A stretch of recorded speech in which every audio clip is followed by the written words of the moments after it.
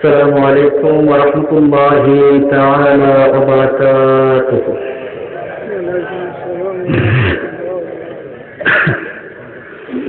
إن الحمد لله الأكرم الذي خلق الإنسان وكرمه وعلمه من البيان ما لم يعلم، فسبحان الذي لا يحصى امتنانه باللسان ولا بالقلم. نشهد أن لا إله إلا الله وحده لا شريك له، ونشهد أن سيدنا ونبينا وحبيبنا ومولانا محمدا عبده ورسوله الذي أرسله بالحق بشيرا ونذيرا وداعيا إلى الله بإذنه وسراجا وقمرا منيرا. فقد قال الله تعالى في كلامه المجيد وفي فرقانه الحميد. সবাই আমার সাথে করুন আউযু বিল্লাহি মিনাশ শাইতানির রাজীম। বিসমিল্লাহির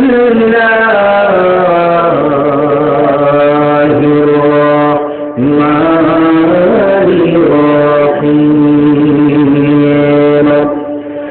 لقد كان لكم في رسول الله أسوة حسنة إلى آخر الآية. وقال تعالى في شان حبيبي آمرا ومخبرا إن الله وملائكته يصلون على النبي يا أيها الذين آمنوا صلوا عليه وسلموا تسليما. اللهم سيدنا مولانا وعلى آل سيدنا। নবীর প্রতি সবাই ভালোবাসা আছে না নাই? এত আস্তে করলে হবে? মন প্রাণ উজাড় করে দিয়ে নবীর প্রেমে মাতোয়ারা হয়ে মোহব্বতে করি আল্লাহুম্মা সাল্লি আলা মাওলানা ওয়া আলা আলি সাইয়্যিদিনা। মেঘময়ূরী পশ্চিমেতে যে আমার সালাম নবীর দেশে দিও। মেঘময়ূরী পশ্চিমেতে যে আমার সালাম নবীর দেশে দিও। তার বিরহে দু চোখ ভাসে, তার বিরহে দু চোখ ভাসে জলে নিরন্তর। যেথায় আমার প্রিয় নবী ঘুমায় নিরন্তর।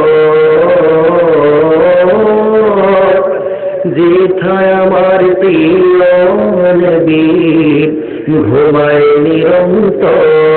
আল্লাহুম্মা সাল্লি আলা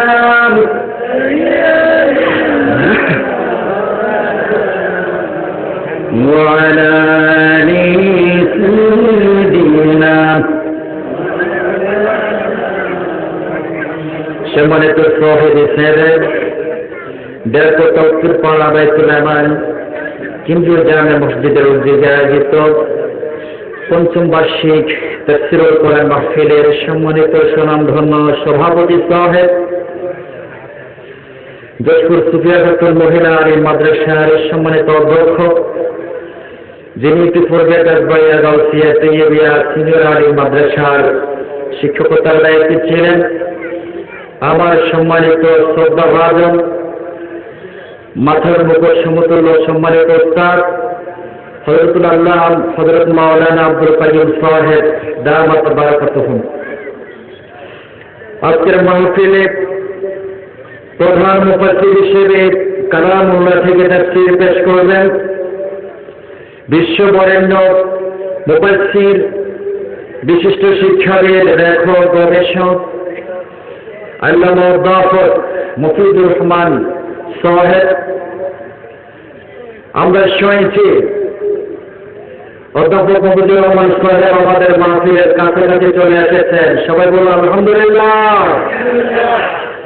আজকের মাহফিলের সম্মানিত বিশেষ মুফাসসির, দেশ বরেণ্য আলিম দ্বীন, বাংলা ভিশন, এটিএন বাংলা ও বৈশাখী টিভির সম্মানিত আলোচক হযরতুল আল্লাহ মাওলানা আব্দুল মান্নান আনসারী সাহেব, উনিও আমাদের মাঝে এসে প্রায় উপস্থিত হয়েছেন। আলহামদুলিল্লাহ। আলোচনা করেছেন এলাকার প্রতিপক্ষ ওলামায়ে কেরাম, উপস্থিত সম্মানিত মুরব্বিয়ানে আযম, যুবক ভাইয়েরা, মাহফিল ইন্তেজামিয়া কমিটির সম্মানিত সদস্যবৃন্দ, পর্দার অন্তরালে সরল মনা সম্মানিতা পর্দানের সিনেমা ও বোনেরা, আলোচনার প্রারম্ভে আমার পক্ষ থেকে আরো একবার হৃদয় নিগ্রাণ ও প্রাণ করা সালাম। আসসালামু আলাইকুম ওয়া রাহমাতুল্লাহি তাআলা ওয়া বারাকাতুহু। আমরা মহান রব্বুল আলামিনের দরবারে শুকরিয়া আদায় করছি, যে গণিত হাজার হাজার মুসলমানদের থেকে বাছাই করে আমাদেরকে আজকের মাহফিল উপস্থিত হওয়ার সে তৌফিক দান করেছেন।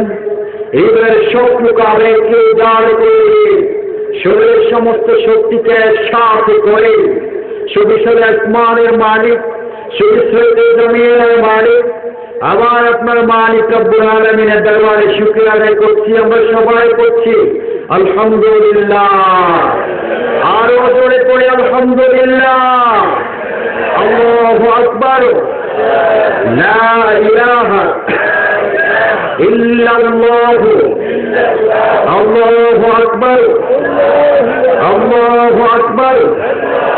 ওয়ালিল্লাহিল হামদ। ওয়ালিল্লাহিল হামদ।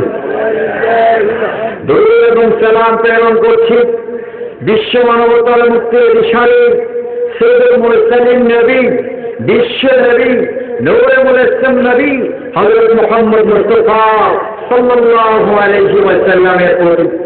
আমার ভাই, আজকে আমরা এমন একটি সময় আজকে তাফসীরুল কোরআন মাহফিলে উপস্থিত হয়েছি যখন সারা দুনিয়ার মানুষ, ইউরোপ বলেন, আমেরিকা বলেন, ইউক্রেন বলেন, থাইল্যান্ড বলেন, ফিনল্যান্ড বলেন, স্কটল্যান্ড বলেন, সারা পৃথিবীর মানুষ একজন মহামানবের আদর্শকে গ্রহণ করার জন্য উদ্বেগ হচ্ছে, আগ্রহ প্রকাশ করছে, তার উচ্ছ্বাস প্রকাশ করছে।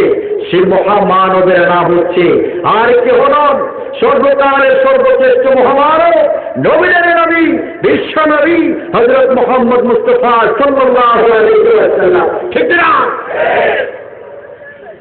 কেন? কারণ কি?